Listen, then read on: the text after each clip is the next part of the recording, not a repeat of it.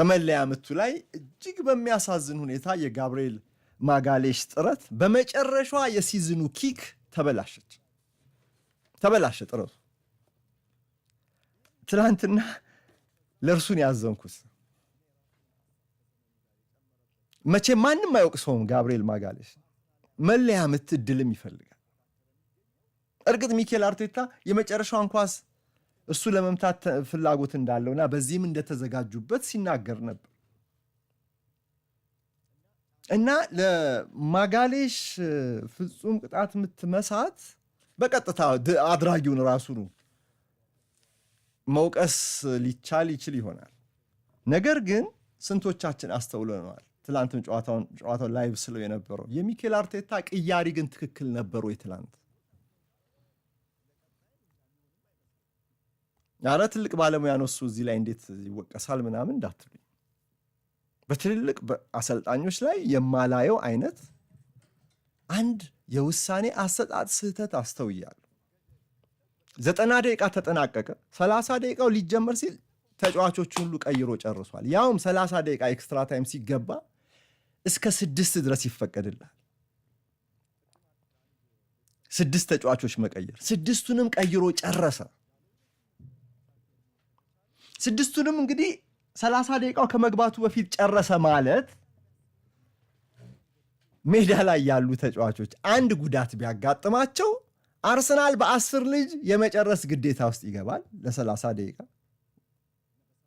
ሁለተኛ ደግሞ ለመለያ ምት ከደረሰ ደግሞ ጨዋታው የግዴታ እዛው ሜዳ ላይ ካሉት ተጫዋች ነው መለያ ምቱን እንዲመቱ የሚመረጡት።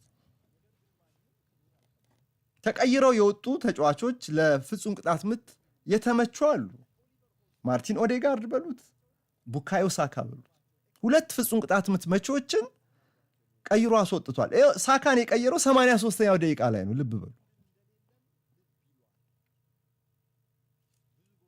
83ኛው ደቂቃ ላይ ነው። ማርቲን ኦዴጋርድ 66ኛው ደቂቃ ላይ ነው የተቀየረው።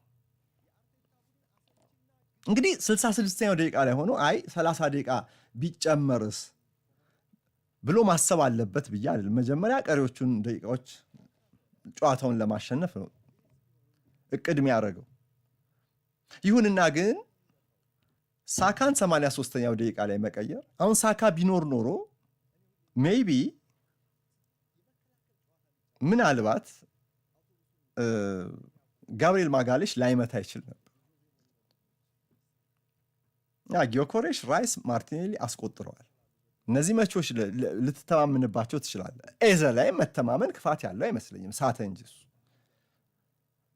ግን ደግሞ ፍጹም ቅጣት ጋብርኤል ማጋሌሽ በመከላከልና በቆመ ኳስ ጎሎቹ እንጂ በፍጹም ቅጣት ምት እንደ ቡካዮ ሳካ ልትተማመንበት አንችል። 83ኛው ደቂቃ ላይ ሳካ ወጣ። ሳካን ትንሽ ማቆየት አልነበረበትም? እሺ ይሁን እንዴ፣ ቆይ ምን የሚሉት ነው? 30 ደቂቃ ልክ ሲጨመር ተጫዋቾችን ሁሉ ቀይረ የምትጨርሰው እንዴ? ይሄ ትክክል ነው ተብሎ እንጃ። ትክክል ነው የሚለኝ ሰው በጣም ተሳስቷል። አደጋ እኮ ገጥሞ ነበረ ለአርሰናል እኮ ማን ነው ሂንካፔ አንድ ቦታ ሲያነክስ የአርሰናል ደጋፊዎች ነው ክብደት አልቀነሳችሁ? ማጋሌሽ ራሱ እኮ ግራ ገብቶታል። ቀይሩት ይላል እኮ